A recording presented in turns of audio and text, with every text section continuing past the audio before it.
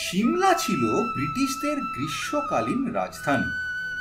তাই বলে কি আমরা ভারতীয়রা ঘামে আর গরমে আনন্দ পাই, নাকি শুধু সাহেবদেরই অধিকার ছিল গরমকালটা পাহাড়ে গিয়ে চিল করবার?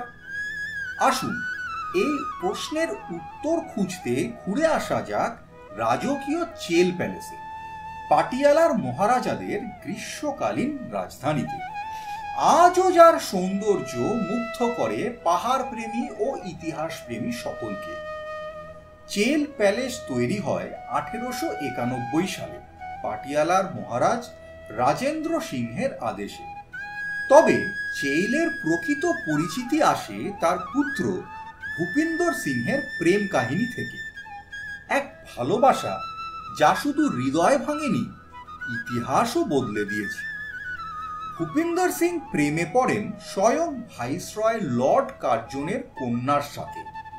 সমাজের চোখে এই প্রেম ছিল নিষিদ্ধ, তার ফলও মিলেছিল দ্রুত।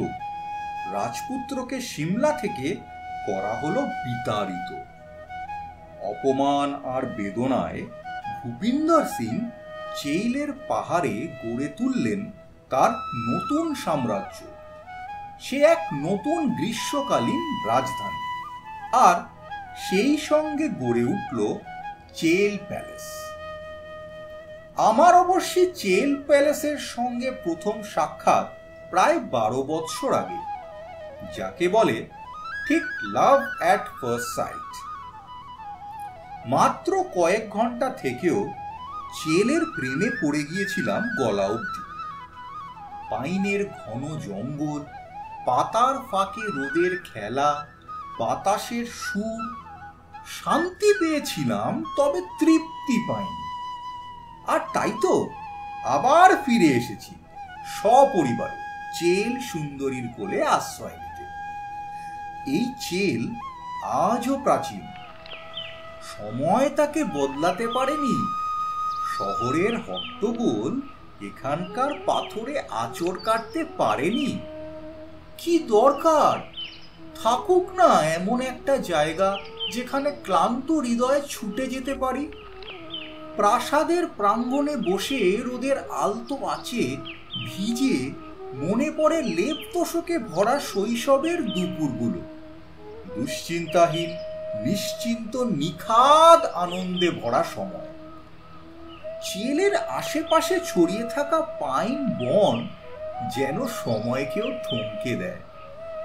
নিস্তব্ধতা এতটাই গভীর যা মনকে ছুঁয়ে যায়। এখানেও অনেক বন্ধু পেয়েছি, তারা আবার মানুষের ভাষা বোঝে না, তবে ভালোবাসার ভাষা বোঝে নিখুঁতভাবে। মনে একটা প্রশ্ন নিয়ে পিচ ঢালা রাস্তায় পাহাড় বেয়ে অসংখ্যবার ওঠানামা করেছি।